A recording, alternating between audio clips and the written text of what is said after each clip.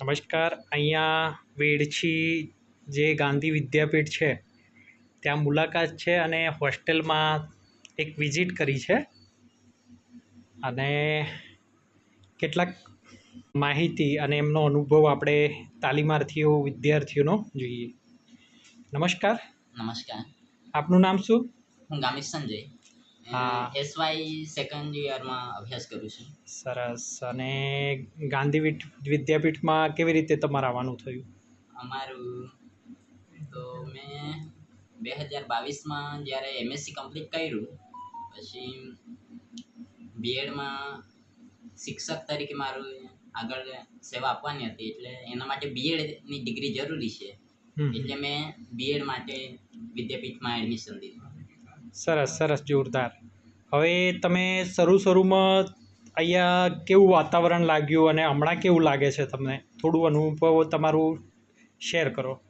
શરૂઆતમાં તો કઈ વાર હોસ્ટેલમાં નથી રહ્યો, એટલે પહેલી વાર તો થોડી તકલીફ તો પડે, પણ પછી મારા ફ્રેન્ડ મળ્યા એટલે મજા આવી. અરે વાહ, જોરદાર. તમારા મિત્ર બી બાજુમાં જ છે. અને સરસ સરસ. અને બીજું અભ્યાસમાં કેવું ચાલે છે અહીંયા? અભ્યાસમાં તો સારું ચાલે છે, કેમ કે બધી જ ફેકલ્ટીના હાઈ ક્વોલિફાઈડ પ્રોફેસર છે બીએડમાં. 10 થી 5 વાગ્યા સુધી. તમારી દિનચર્યા કેવી રીતના હોય? સવારે પ્રભાતમાં ઉઠતાથી લઈને સાંજ સુધી? અમે સવારે 6 વાગે પ્રાર્થનાનો બેલ પડે એટલે 6 વાગે પ્રાર્થના કરીએ, પછી સફાઈ કરીએ સમૂહમાં, 9 વાગે જમવાનું, 10 વાગે કોલેજ જઈએ,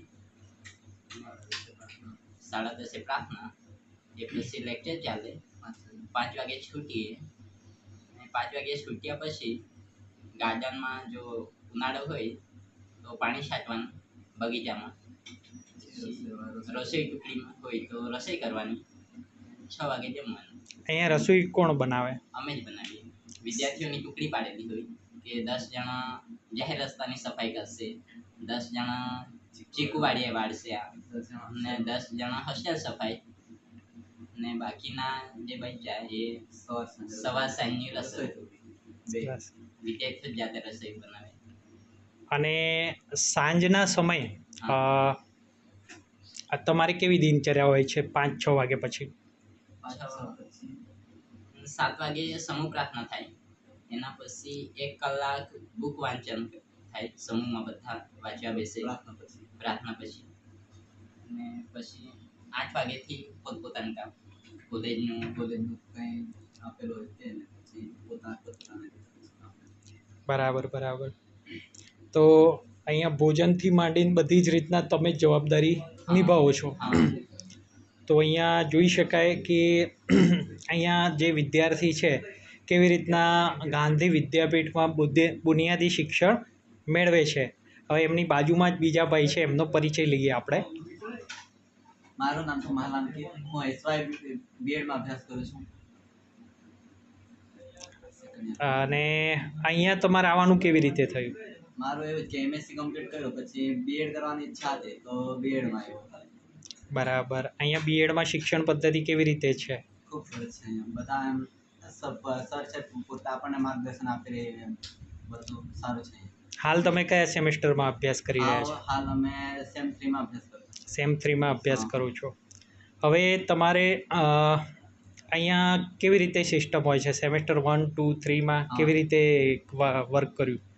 સેમ 1માં બધાના વિષય ને કોમન જ હોય ને, માઇક્રો પાર્ટ ને. સેમ 2માં ને મેથડ વાઇઝ, એટલે સાયન્સના અલગ, પછી કૃષિવાળા અલગ, પછી સામાજિક વાળા, તેમાં 2 પાછા કોમન રહે ને 2 મેથડ ના રહે.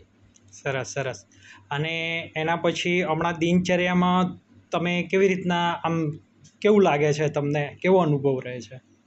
બધું સારું છે. અને તમારી અહીંયા દિનચર્યામાં અઘરું પડે એવું લાગે છે? ના, એટલે ગામના વિસ્તારના રહેલા એટલે પછી અઘરું નથી લાગતું. તમારો શરૂઆતમાં અહીંયા એડમિશન લીધું ત્યારનો અનુભવ અને હમણાંનો અનુભવ તમે શેર કરવા માટે શું કહી શકો? હું શરૂઆતમાં આવેલો તો અહીંથી એડમિશન કેન્સલ કરાવવાનો હતો, કેમ કે મને મારું નજીકમાં જોઈતું હતું. પણ પછી એવું લાગે કે હમણાં અહીંયા છે તો સારું છે એમ. બરાબર.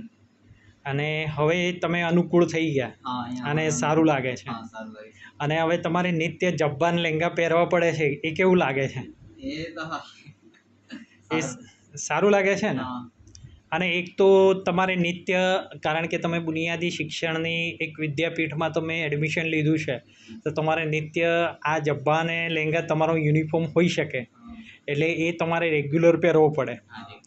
અને એ યુનિફોર્મ હમણાં થોડો અઘરો લાગી શકે, પણ થોડા સમય પછી તમને બહુ જોરદાર લાગશે કે આ એક યુનિફોર્મ ખરેખર ગજબ છે. અને તમે પાઠ આપવા જતા હશો ત્યારનો તમારો અનુભવ કહો કે અહીંયાના બાળકો કેવા છે, પાઠ આપતી વખતે ત્યાં શાળા કેવી રીતે મદદ કરે છે, અને કેવી તકલીફ વેઠવી પડે છે, અને સારું શું છે, એ કંઈ થોડું એક્સપ્લેન કરો. એટલે અમને ઇન્ટર્નશિપ માટે અહીંયા જ આપેલું કે ઉત્તર બુનિયાદી વિદ્યાલય વેડસી સ્વરાજ આશ્રમમાં. ત્યાં બી એવું છે, અમારું જેવું છે ને તેવું ત્યાં બી શેડ્યુલ તેવું છે એમ. એ લોકોનું બી 9 વાગે જમવાનું ને એ લોકોનું બી અમારા જેવું કે આશ્રમ શાળા જેમ ત્યાં જ રહેવાનું, પોતે જ જમવાનું બનાવવાનું. એટલે ત્યાંના વિદ્યાર્થીઓ બી સારા એમ, બધા સમજે એમ બધું એમ આપણા જેવા, એટલે બધું સમજે એમ. કંઈ એમ પેલા બીજા સિટીવાળા વિદ્યાર્થીઓ કરે એવું કંઈ એમ ભાગદોડ ને એવું એ લોકો ધમાલ મસ્તી નહીં કરે એમ. સ્કૂલનો સપોર્ટ બી મળતો રહે. ત્યાં માત્ર બોયઝ હોય છે કે પછી ગર્લ્સ ને બધા મિક્સ હોય છે? Boys mix. હા. અને એમને બી વ્હાઇટ સાડી પહેરવાની હોતી હશે? એ લોકોને બી યુનિફોર્મ ડ્રેસ જ છે. એમને બી ડ્રેસ હોય છે. તો સરસ. તમે વેડછી જે વિદ્યાપીઠ છે ત્યાં તાલીમાર્થીઓ કેટલી સરસ રીતના તાલીમ લઈ રહ્યા છે, અને ત્યાં સ્થિતિ શું છે? અહીંયા બધા જાતે જ બનાવે છે, માંડીને સાફ સફાઈથી માંડીને બધું જ કામ જાતે જ કરતા હોય છે. ખરેખર એક અહીંયા મુલાકાતમાં આમની જોડે વાત કરવાનો અદ્ભુત આનંદ આવ્યો.